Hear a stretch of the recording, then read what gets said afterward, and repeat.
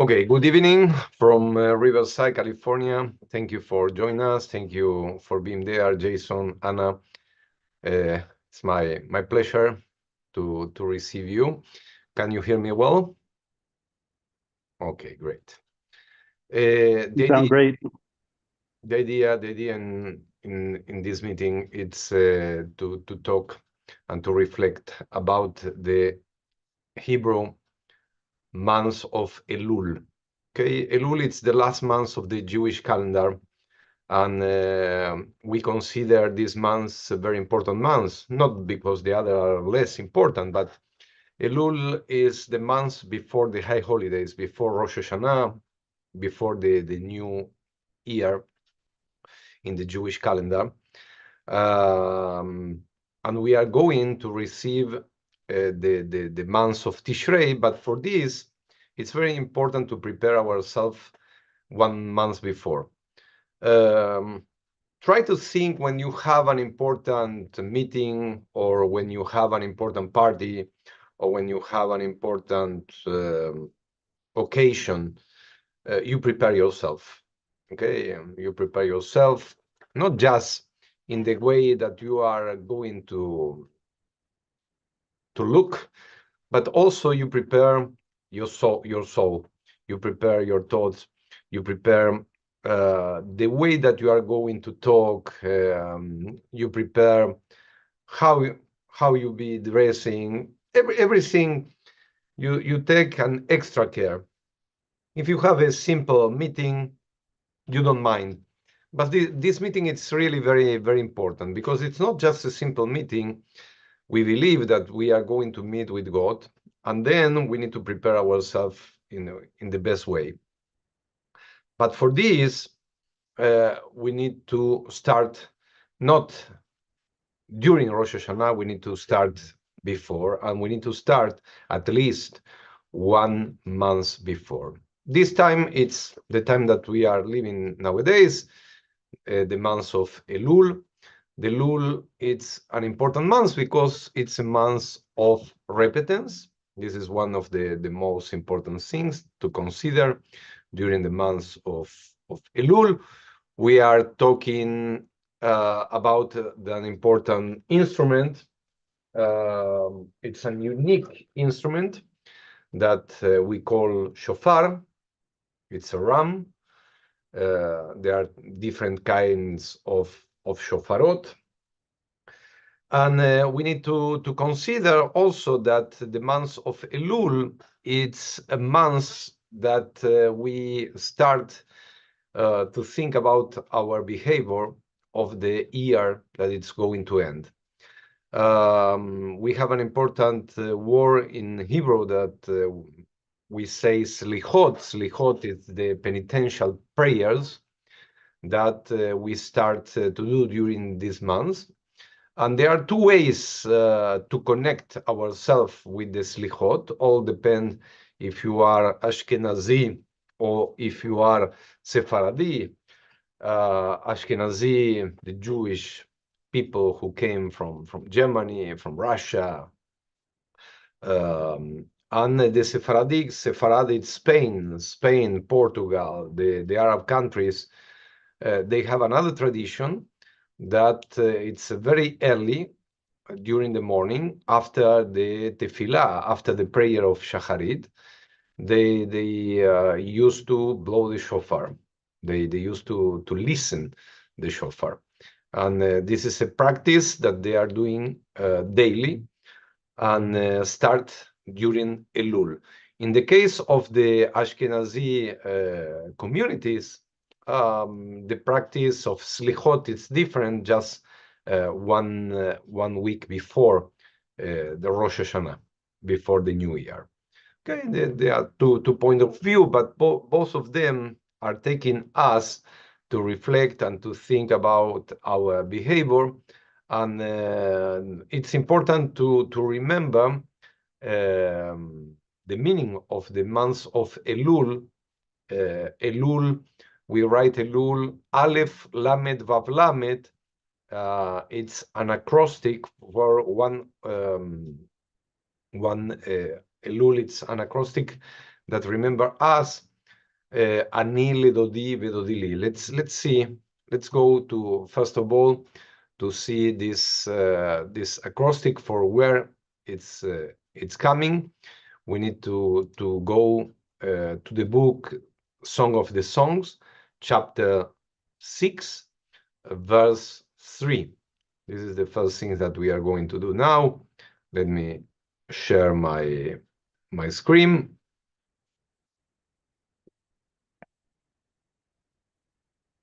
Okay, we are here. And we have here a very nice resource that I always suggest if you like to read a biblical book. Just open Sepharia. This is my recommendation, my suggestion. Okay, and the book Song of the Songs describe a relationship. There are two ways to understand the book Song of the Songs.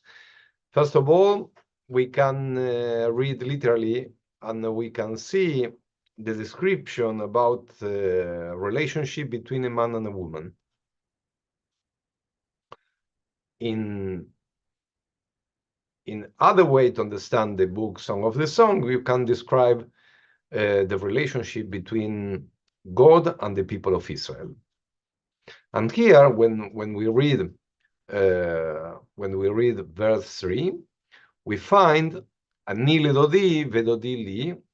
If you take the first letter of the first four words from this verse, and you join the first letter for each word, you will find the word Elul. Aleph, Lamet, Vav, Lamet, Elul. It means I am my beloved's, and my beloved is mine.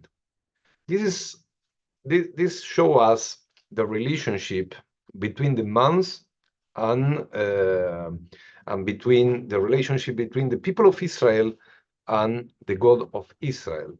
Anile dodi vedodili. I am my beloved's, and my beloved is mine.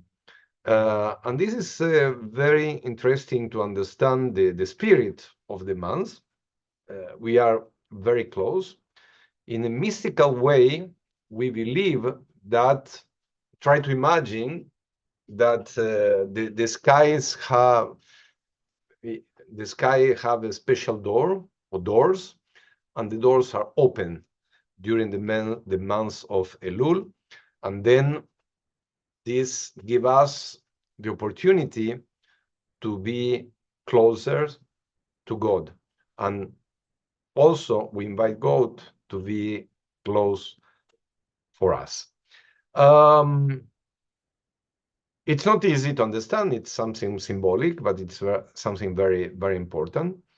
And it's a month when we need to create and recreate a strong connection, a spiritually connection between us and between God. And for this, there are many different ways. But first of all, let's think about, and I would like to ask, and I would like to invite you to think about the month of Elul. When we are talking about a balance, a personal balance, how we can describe this personal balance, what we need to think about. Let's open with this question. Meanwhile, to inspire our answers, let's listen my dear friend Fortuna Savdie. She's a Brazilian singer, and Fortuna Savdie, she composed a very nice song for this verse, Anile dodi ve dodili. This is something really very nice. She's doing a great job, and this is part of the way that she shared this prayer, this song, with other religions. Let's see. Just let me know if you listen.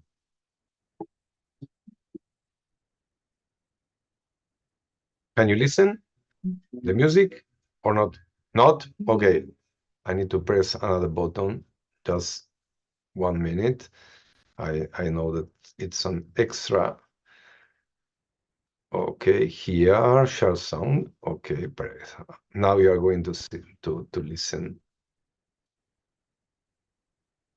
Anile Dodi Vedodi Li. This is part of Song of the Songs, chapter 6, verse 3.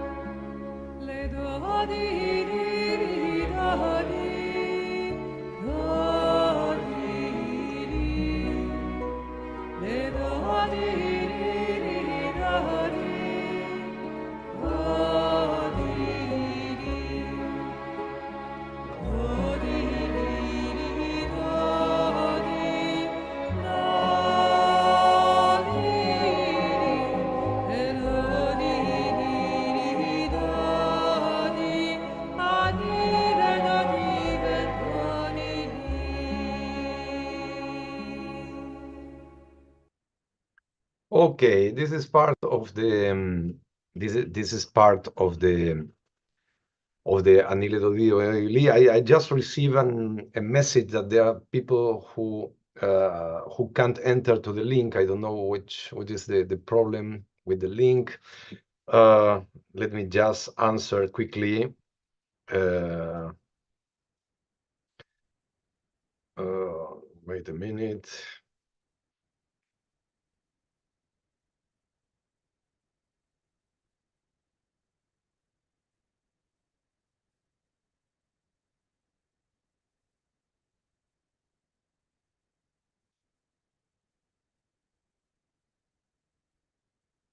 Sorry for this. Okay, I will continue. Anile Dodi Vedodi Li. Let's try to sing and to answer the way that we can be closer to God. Which is the way that you find, Jason, to be closer to God? Morning prayer. It would be one thing I do to start off my day thinking about God. Okay. And what about specifically, you say that the prayer is a way that give you the opportunity to feel yourself closer to God. It's a step in the right direction. It doesn't get me there completely, but to start my day, I start stepping in that direction. Okay.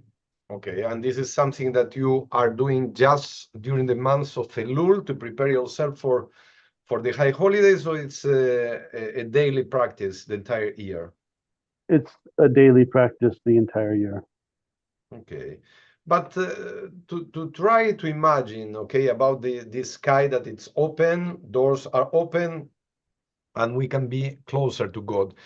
Um, there are ways and there are methods that we can find to feel ourselves closer to God. And one of them, of course, if is the tefillah, the prayers, but we have another ways also to prepare ourselves for the high holidays. One of them is the teshuvah, the repentance. Okay, uh, we need to think about our behavior. We need to view and review what was happening with us, and it's not easy. First of all, to recognize our mistakes. This is the point, to be open to recognize the mistake. But for this, you need to take some time to think. And a good time to think is during the prayer. And the repentance, take us not to pleasant moments. I'm thinking that if you need to repentance for something, it's because we did something wrong. But first of all, we need to recognize that we did. And we need to have the courage not to repeat the same mistake if we have the same opportunity or if we are in front of the same situation. Sometimes the best way to see if we improve our behavior is to have the same situation, but to have a different reaction. Okay, we can find many examples, but same situation, different reaction. This is a way to do the teshuvah, the repentance, and we need to be closer to God, but we need to be closer to our friends and to our family. If we did a mistake with someone, it's not enough just to ask God for forgiveness. We need to go to the person and we need to ask for forgiveness. And no, it's not a simple act. We need to prepare ourselves for this, and we need to have the courage to assume and to recognize our mistakes. Then teshuvah is one of the ways. Tefillah, prayers. It's important to enter in the prayers world and to prepare our souls through the prayers. The prayers give us the opportunity to reflect and to see what we need to ask God, what we need to thank God. And there are many things that through the tefillah, it's a gift for us. It's a time for us. You are not just taking a book and you pray. Leit palel, when we talk about the Hebrew verb of prayer, how we describe prayer, it's an action that it's going out from you, but it's coming back to you. Okay? I'm praying. Okay? I can say I'm praying. Okay, I'm praying. But what I'm doing something that it's also good for me. It's not just I praying for God, I praying, but the result of this action will be good for me. It's something that it's going out for me and it's coming back for me. And the third way to prepare ourselves during these months of Elul is with the practice of the tzedakah. Tzedakah, it's an an act of justice. We need to do, sometimes we can read in some books an act of charity, but it's not exactly charity. It's more than charity. It's justice. If you see something that it's wrong, you will try to improve this and to do something related to justice. Okay, if you see someone who don't have clothes during the winter, if you pray, it's not enough. If you see someone who is hungry and you pray, it's not enough. And Judaism, it's a religion of practices. And the way to practice Judaism is to practice justice. If you practice justice, this is one of the most important values that we find in the Jewish culture. What I can say is that Teshuvah, Tefillah, and Tzedakah help us to mitigate the verdict. Okay, if God is going to judge us, but if we practice these three things that I talked before, our possibility and our condition, we will be in better condition to justify why our name must be written in the book of life. We have a lot of symbologies during this time of the year, and we believe that God write our name in the book of life. But we need to deserve this.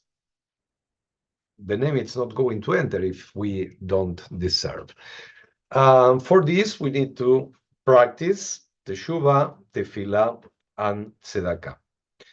But there is a way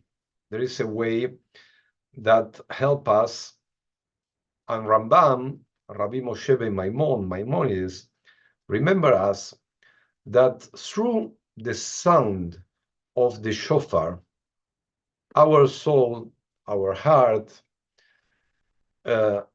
is awake. It's an invitation to get up, yes? And through the shofar, that it's one of the oldest instruments in the earth that we continue to use, the shofar, it's an invitation for repentance. It's an invitation for prayer. It's an invitation to recognize our mistakes and to wake up. Wake up. See where are you. See what you can change for better. See what you can do for the others. See you can do for your family. See you can do for yourself. And this is the sound of shofar. But if we review the history, we are going to remember about many important moments in the Jewish history. If we are going to the Torah, and we are going to remember, and we are going to match the sound of the shofar, for example, with Akedat Yitzhak, with the time of the sacrifice of Yitzhak. Okay, instead of Abraham didn't sacrifice Yitzhak, and then in the time that he's going to sacrifice, Yitzhak appears an animal, and then appears a ram, and then instead of the sacrifice of Yitzhak, Abraham sacrificed a ram, and for this ram we remember the horn, and this is one of the connections. It's a strong connections that show us faith. Okay, when we listen, we wake up, and we connect with faith. Other important moment, other unique moment in the history of Israel was at Mount Sinai. When the people of Israel received the Torah, the sound of the shofar was everybody can heard the sound of the shofar. Okay, and it was really something very, very strong and very powerful. Other time that we remember the sound of the shofar was when the people of Israel enter to the land of Israel, and they walk around the walls of the city of Jericho, Jericho in Hebrew, and they blow the shofar, and with the sound of the shofar, try to imagine thousands of people around the walls, and everybody blowing the shofar. Yes, the sound and the vibration, and then the walls broke down, and the people of Israel enter to Jericho, to Jericho. Other time that we remember the shofar was after the War of the 6 Days, when the army of Israel enter in the old city, and they finally arrive to the Western Wall. The rabbi of the army blew the shofar, and it was also a very important moment of freedom. That show us that shofar remind us about war, about freedom, also help us to announce peace. Sometimes the shofar announce when the enemy is coming. Now if missile it's coming, my missile it's coming, we don't blow the shofar. We have alarms, but the meaning of the alarm, it's the same. Just wake up, something happened. Okay, and this is what we consider when we listen the shofar. And we need to remember that if we follow the Sephardic tradition, after each prayer during the morning, the entire month of Elul, the morning prayer, it's ending with the sound of the shofar. Okay, but not everybody needs to blow the shofar. The mitzvah, the commitment, is to listen. We need to hear the voice of the shofar. And talking about shofar, I would like to show you a factory. Yes, a shofar factory.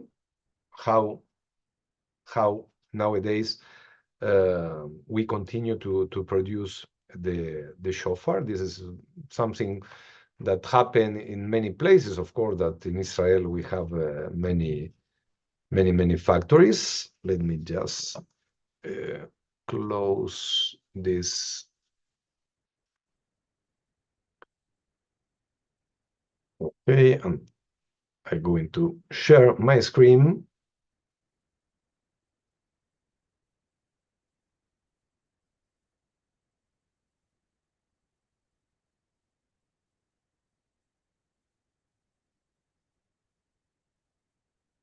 The shofar still captivate us today? Well, let's find out.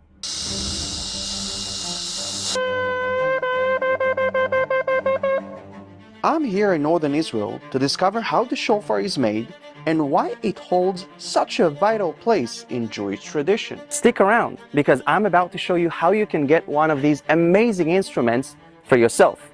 The shofar is not just a horn. It's a powerful tool that has played a crucial role throughout biblical history. It's been used to announce important events, call people to battle, and signal significant religious occasions. In biblical times, the shofar was a key communication device. For instance, in Joshua 6 verse 20, when the trumpet sounded, the people shouted, and at the sound of the trumpet, the wall collapsed. So everyone charged straight in, and they took the city. This wasn't just about making noise. It was about uniting people under a common cause and demonstrating amazing faith. תגיד לי, מה כל כך מיוחד בשופר? למה אנשים רוצים את זה? תשמע, לשופר יש הרבה דברים, שופר זה לפתוח שערי שמיים, זה להבריח את השטן, זה מרגש את האנשים ברגע שאנשים שומעים שופר. מה אתה אוהב בעבודה הזאת? האומנות שבזה. Today, shofars are integral to Rosh Hashanah and Yom Kippur services. The sound of the shofar during these times is a call to repentance and reflection.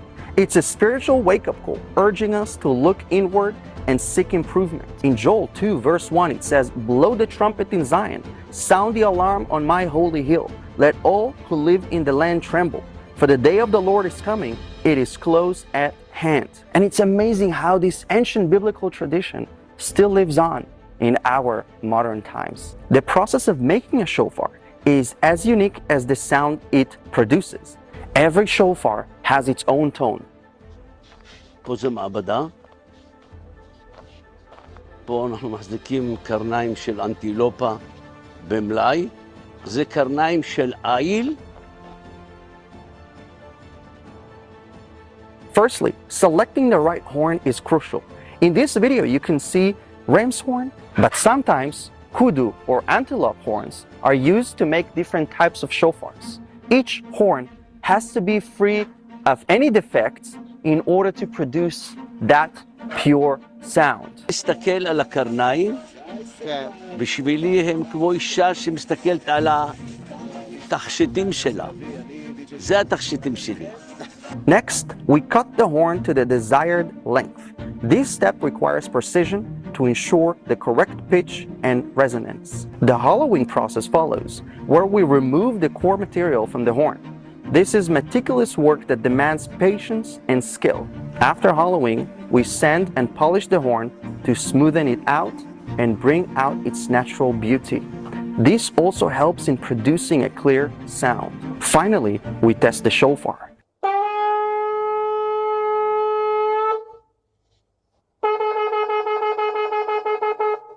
This is perhaps the most satisfying part, hearing the sound of a finished shofar for the first time.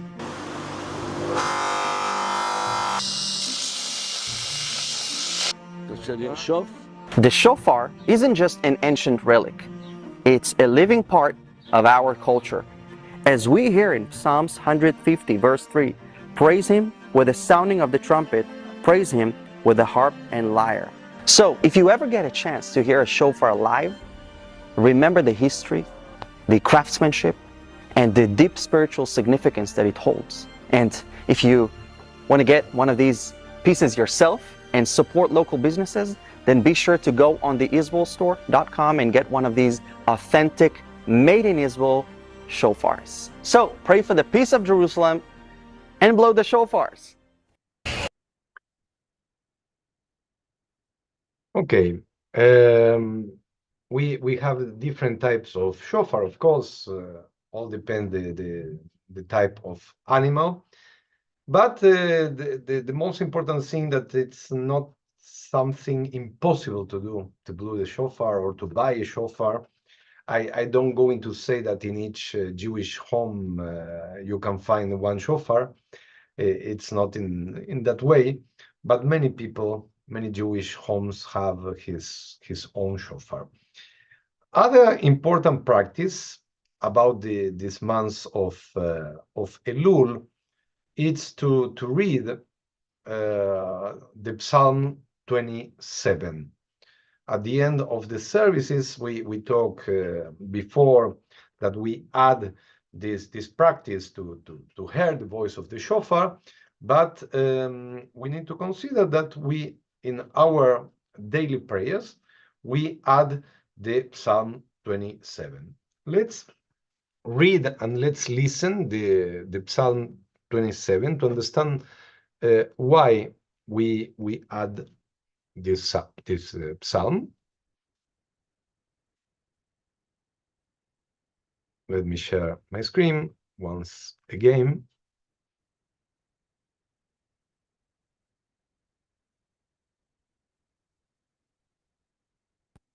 Yes, we call in Hebrew Tehillim. Yes, the book of Psalms. The entire the entire chapter 27 from the book of Psalms. David. The Lord is my light and my salvation. Whom shall I fear?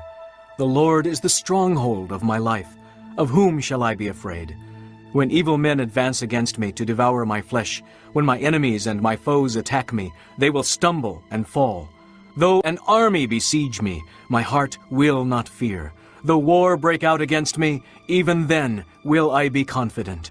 One thing I ask of the Lord, this is what I seek, that I may dwell in the house of the Lord all the days of my life, to gaze upon the beauty of the Lord, and to seek him in his temple.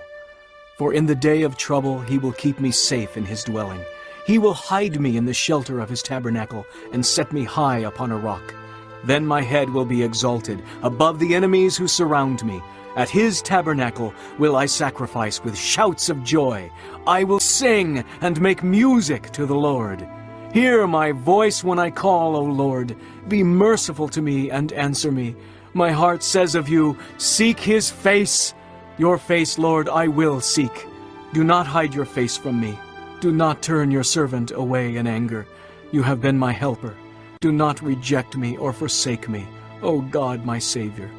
Though my father and mother forsake me, the Lord will receive me.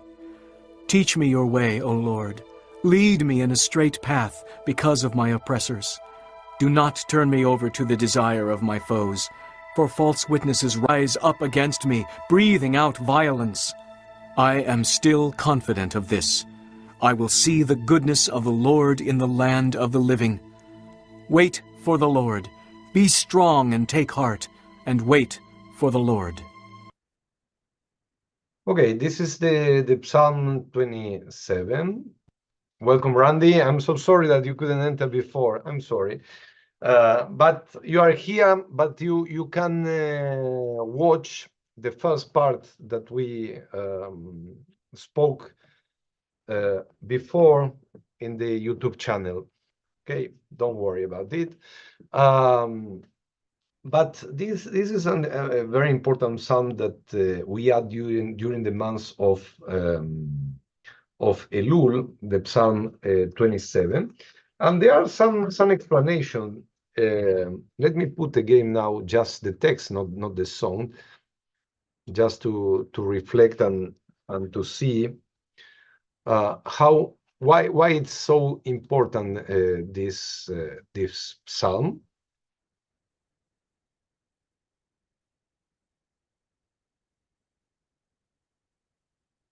We have here the text, and there are many different explanations. Yes, the Lord is my light. The idea, and this is the sage say that when we are reading this psalm and we read the Lord is my light, it's a reference for Rosh Hashanah, for the new year. And when we read the second part, and my salvation, we are talking about Yom Kippur. Other explanation about the King David. Yes, we are talking about King David, but also this help us to reflect about each one of us. King David has had many enemies, and then it was a way. Yes, when whom shall I fear? Okay, the enemies are not just outside; the enemies are also inside. The second verse. Yes, when we are talking about the second verse, when the wicked advance against me to devour me, is my enemies and my foes who will stumble and fall. We need to remember, yes, that it was a difficult time, and always we believe that God is near us, protect us, and is with us. If the enemy run after us, there will be God, and the enemy will fall. Other explanations about this psalm, it's I'm not going to be fair against my enemies. God, it's always will protect me. And something that I really like from this psalm is the relationship that we can see at the end. If your father and through my father and my mother forsake me, the Lord will receive me. Here we can see our relationship with God. There are two ways to understand God. And we say in Hebrew that our relationship can be through midat adin or midat rachamim. There are two ways to understand God. We can understand God as a judge, or we can understand God as a father. We can create a relationship with God as a father. It's not the same to talk to our father than to talk to God. Yes, you feel yourself closer to your father than God, I imagine. Yes, to talk about with God, it's something really big. But if this God seems like a father, we are not so afraid to talk with him. And during this time, our relationship with God, it's a relationship that mix these two sides. We can talk to God as a judge, but we can talk to God as a father. And we can ask for forgiveness. Sometimes it's very difficult to ask for a father for forgiveness. And it's a mission that it's not simple, but it's something that we need to do. And in these times, if we consider that God is closer to us, we can go to him, and we can try to create this dialogue. The most important thing is to have the courage to recognize our mistakes and to try to be closer. And this opportunity, if we consider midat adin or midat rachamim, which side we would like to choose, okay, but both sides are taking us to God, and this is the most important goal during this time.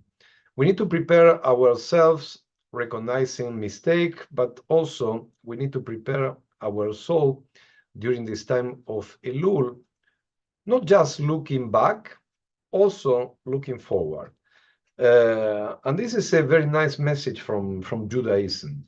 We are not just looking back and we are crying about the past. The past, of course, it's very, very important. But we need to see and to look at the present and to look of the future. We need to recognize from where we are coming. But we need to go at the beginning of this story. Why this month of Elul is considered a month of repentance? It's considered a month of reconciliation. What take us to this situation? We need to remember an historic fact, and the historic fact is the history of the golden calf.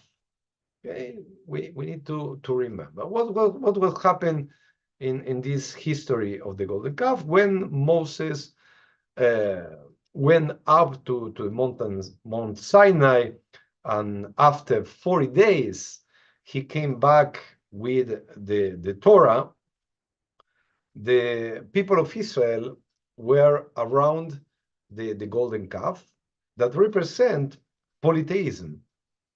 And Moses was expect that he is going to be very welcome after 40 days. I went alone to the top of the mountain. Nobody was with me. Nobody knows what he ate and what he drank. Nobody knows, but he survived in the top of the mountain for 40 days. We understand that, of course, that God provides food and water to drink, but he expected a different reaction from the people of Israel who went in the bottom of Mount Sinai. And these people were around the golden calf, and Moses broke the Luchot Abrit. Okay, and this, if we like to read more about this part of the history of Israel, we need to go to chapter 34 in the book of Exodus, the book of Shemot. Let me share. Okay, we are here. Randy, can I invite you to read here? Of course, just in English. I would if I could, Rabbi, but I'm on my phone and I cannot see. I'm sorry. I'm sorry. Está bien. Jason, are you at the computer? Yes. Okay. Adonai said, some words are in Hebrew. When it's written in Hebrew, I can help you. Adonai said to Moses. Adonai said to Moses, carve 2 tablets of stone like the first, and I will inscribe upon the tablets the words that were on the first tablets, which you shattered. Be ready by morning, and in the morning come up to Mount Sinai and present yourself there to me on top of the mountain. Okay, continue, please. No one else shall come up with you, and no one else shall be seen anywhere on the mountain. Neither shall the flocks and the herds graze at the foot of the mountain. So Moses carved 2 tablets of stone like the first, and early in the morning he went up on Mount Sinai, as Adonai had commanded him, taking the 2 stone tablets with him. Here we have some important information, okay? Sometimes the people are thinking wrong that the tablets were from wood, okay? The tablets were from stone, okay? Very heavy tablets, okay? Different than the tablets that we saw later on from famous painters, okay? Or some Torot that we can see as a decoration in the synagogues, okay? The original tablets were from stone. And one important question is when happened this action? Let's come back here at the beginning. When this action happened, we know that Moses saw the people around the golden calf. He broke the tablets, but God asked him to go back, come up to Mount Sinai. When was happened this action in the calendar? I don't ask about the year. I asking about the month.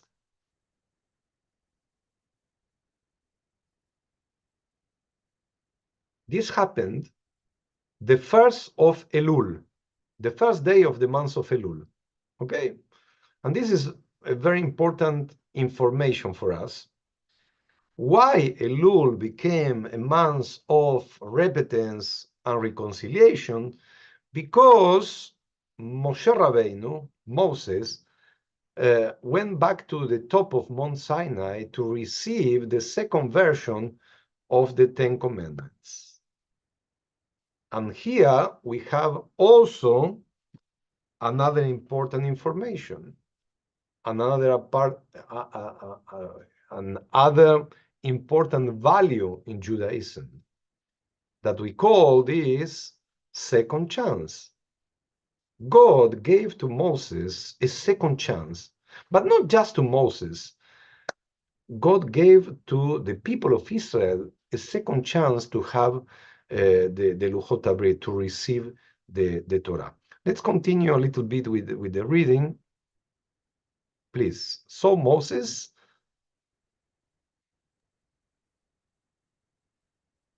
I'm So here. Moses carved 2 tablets of stone like the first, and early in the morning he went up on Mount Sinai, as Adonai had commanded him, taking the 2 stone tablets with him. Adonai came down in a cloud and stood with him there, proclaiming the name Adonai. Adonai passed before him and proclaimed, Adonai, Adonai, a God compassionate and gracious, slow to anger, abounding in kindness and faithfulness, extending kindness to the 1000th generation, forgiving iniquity, transgression, and sin, yet not remitting all punishment, but visiting the iniquity of parents upon children and children's children upon the 3rd and 4th generations. These two last verse are really very, very important, because we can consider in these 2 verses and we can describe God. This is something that appears in our liturgy, and it's a very important part of our services during the Yamim Noraim. Yes, we used to sing this prayer. This verse became a prayer, and we used to sing Adonai, Adonai, El Rachum Vechanun, Erech Apayim Verav Chesed Be'emet. נוצר חסד אל אלפים, נושא עוון ופשע בחטא בנקה. And we sing this prayer 3 times during our services. This is what we call the 13 ways to understand God. Okay, and this is part of the text of the book of Exodus, of the book of Shemot, of this important chapter that describe when Moses went back to Mount Sinai. Okay, and the message, yes, of these 2 verses describe us how is God. Okay, we have the description, how is God. Let's continue with the reading. Then Moses hastened to bow low to the ground in homage and said, If I have gained your favor, O Lord, pray, let my Lord go in our midst. Even though this is a stiff-necked people, pardon our iniquity and our sin, and take us for your own. Wait a minute. This last verse, remember you which day during this period of the high holidays? What's Moses' action? What he did?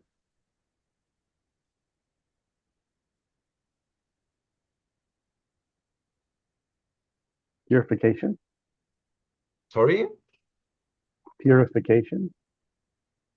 Yes, but look this word, pardon. Pardon our iniquity and our sin.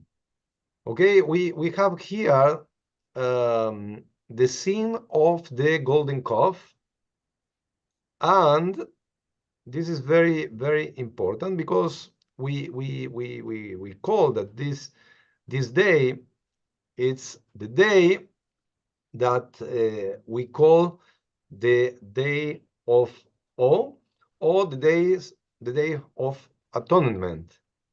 And this happened, my dear friends, in Yom Kippur. In Yom Kippur. then we need to consider that Moses came back from Mount Sinai exactly in the 10th day of the month of Tishrei. We are talking about Elul. And then Moses spent 40 days again in the top of Mount Sinai to receive the second version of the Torah. And he asked for forgiveness for the entire people. Yes, we talk about slicha, yes, slichot. We are talking about the period of repentance. This is the action of Moses. He went to the top of Mount Sinai and he tried to interfere in front of God to receive the forgiveness, not for him, because he broke the Torah. Forgiveness for the people of Israel because they built the golden calf. This is the main reason that we have the day of Yom Kippur, and Moses have a very important role in this historical situation. We need to consider. Let me see. The 13 attributes of God are coming for this chapter, that it's related to the mission of Moses. He had a mission, and he went and he asked for forgiveness.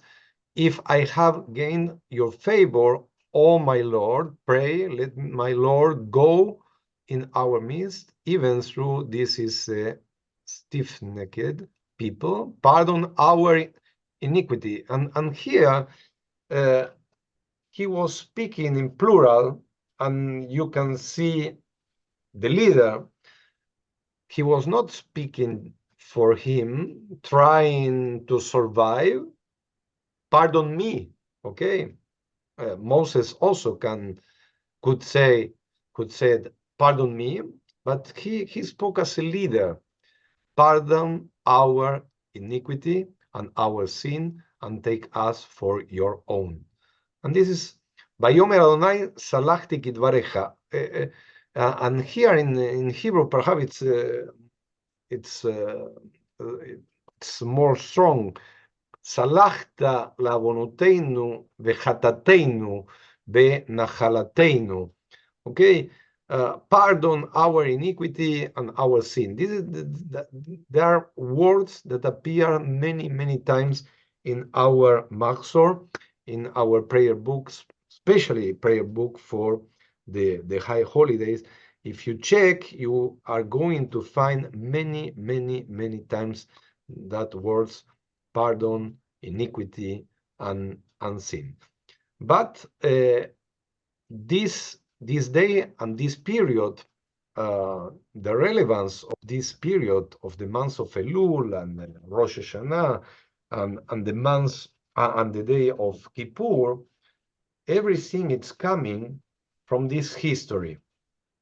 It's very important to remember for where we are standing to arrive to these days, and why these days became so important.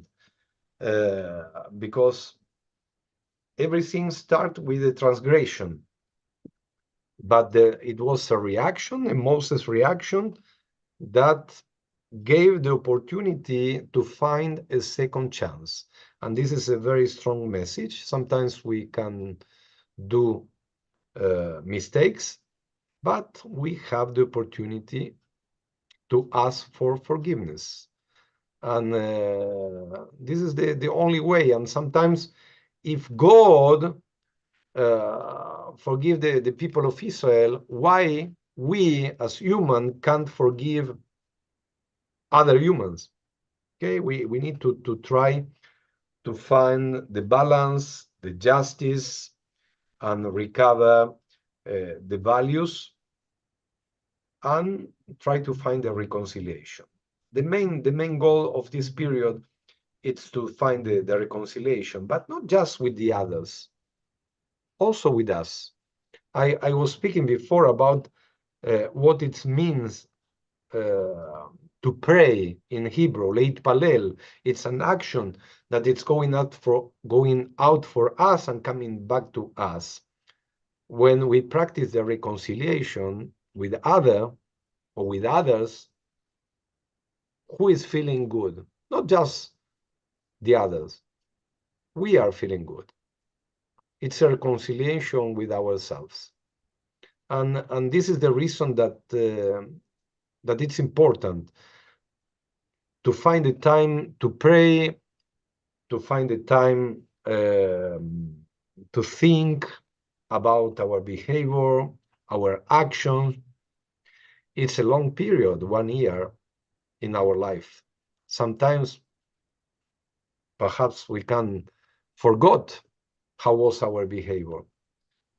And this is the reason that we have a complete month to check and recheck our behavior and to try to ask for forgiveness. But when we end the month of Elul, we have the entire month of Elul, but if it was not enough, the month of Elul, you have another extra 10 days till you arrive to Yom Kippur, the day of awe. And then if it was not enough, there are a group of rabbis that say that perhaps you can use the period after Yom Kippur till the end of Sukkot to find this reconciliation. More than one chance to find this reconciliation. And this is a very strong message for Judaism in times when the human being is so close and nobody wants to open to recognize mistakes. And this is one of the main problems for our generation. No one is open to recognize mistake. Everybody likes to win, but sometimes we lose, and we need to recognize that we need to change to be better people, and this is the goal. Okay, the symbology to have our names written in the book of life, and after that our name was written, we have 10 more days, then we arrive to Yom Kippur, and we believe that after God wrote our name, if we deserve during Rosh Hashanah, he is going to sign that we are going to live. Okay, it is a strong symbology, but sometimes we can't understand why the people died, why people die so young. Perhaps their name was not written in the book of life. Perhaps this person didn't do enough to deserve to be written in this book of life. And we need to keep care for our spirituality, not just during this period. Elul remind us how important it's to reconnect with spirituality, but not just during Elul. It's a mistake if we consider it's like a sportman.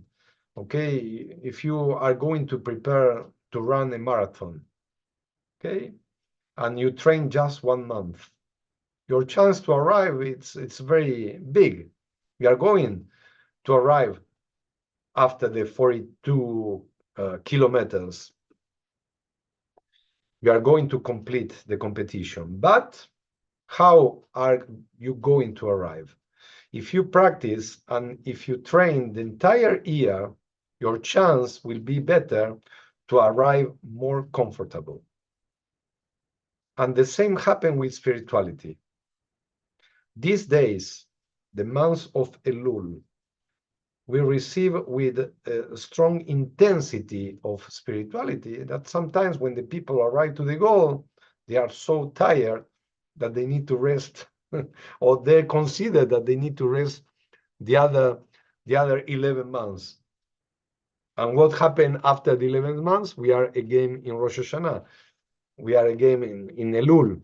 Okay, this is a practice that I see as a rabbi. There are many people who arrives and many people who appears in our synagogues just during these days. I celebrate that they are coming, but I'm thinking that it's so healthy to prepare yourself during the entire year to be strong in your spirituality. It's like you have something so good to do and develop that it's a pity that you just remember about your spirituality, forgiveness, reconciliation, just 1 month plus 10 days.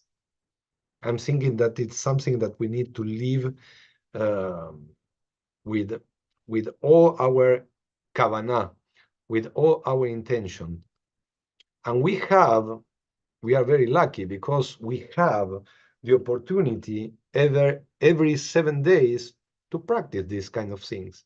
When we arrive to Shabbat, what is Shabbat? Shabbat, it's a division because you have a special time that you dedicate to rest, but not just to rest, to think about the week that end. And then you can start every week to prepare your soul for this reconciliation. You don't need to wait till the month of Elul. Now we are in the month of Elul. But if you can practice this reconciliation, this repentance during the entire year, you will have better conditions to arrive to these intensive days of spirituality. Okay? And this is the message of the month of Elul, a month of reconciliation. We listen the shofar, we practice and we say the repentance, the slichot. We also believe that during the month of Elul, the first man was created. Okay, this is something that happened, and we believe that this happened in the 25th of the month of Elul, the month of the creation. And we remember the story of the golden calf, and we remember the importance of the chance that we have, and that we belong to the community. It's very important also to participate and to go to the synagogue. I don't ask if you are observant or you are not observant, but it's important to be as a family together to receive and commemorate the new year. There are things that they are very, very important. Perhaps we are different from other religions. When some people in the Catholic Church have a problem or recognize a fault or a mistake, he's going to the Father and try to talk individually to the Father and to say, Father, yes, I really did something wrong, and the person hear from the Father the way that he can find, or he or she can find the reconciliation. In the Jewish culture, it's different. We announce our faults and our mistake in public, in plural, during the time that we read the prayers. Okay? And it's not a shame. It's something that we are doing in plural. Then each one can recognize in his interior what was the real mistake. But we are together, and our energy as a community, it's completely different when we are going to the temple, when we are attending the tefillot, when we are attending the prayers.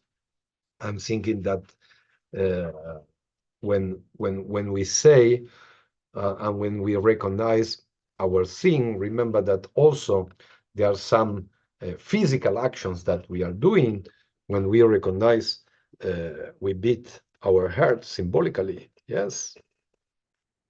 When we say Chatanu, Ashamnu, Bagadnu, there are many prayers to recognize our mistakes, but the main goal for these holidays and from this period is to recharge our spirituality to arrive in a better way to the high holidays.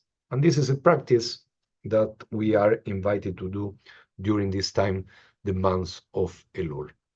I would like to thank for being here, you who enter to the Zoom, and I would like also to thank the people who follow us on our YouTube page. Okay, we will be back soon. Next week we have a very nice program. We are going to watch a movie. You will receive the information, and in 2 weeks we are going to be back in this space to continue our preparation for the high holidays. Okay, thank you very much for your attention. Thank you, Randy, Jason, Anna, dear friends who follow us in the YouTube page. And let's finish with the shofar, okay? And we have a special blessing that we say, Baruch atah Adonai Eloheinu melech haolam, asher kitshanu b'mitzvotav v'tzivanu lishmoa kol shofar. We have the obligation, it's mandatory to listen the voice call shofar, okay?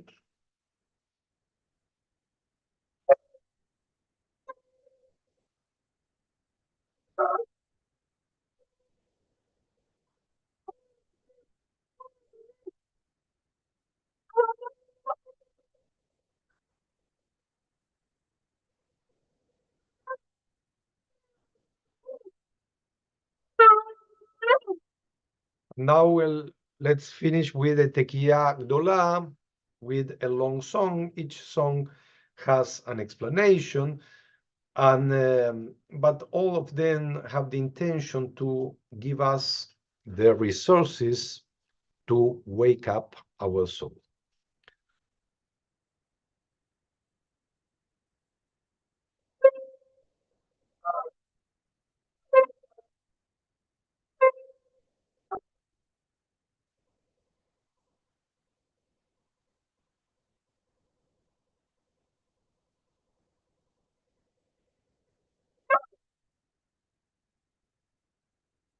The best for you. See you soon. Bye-bye.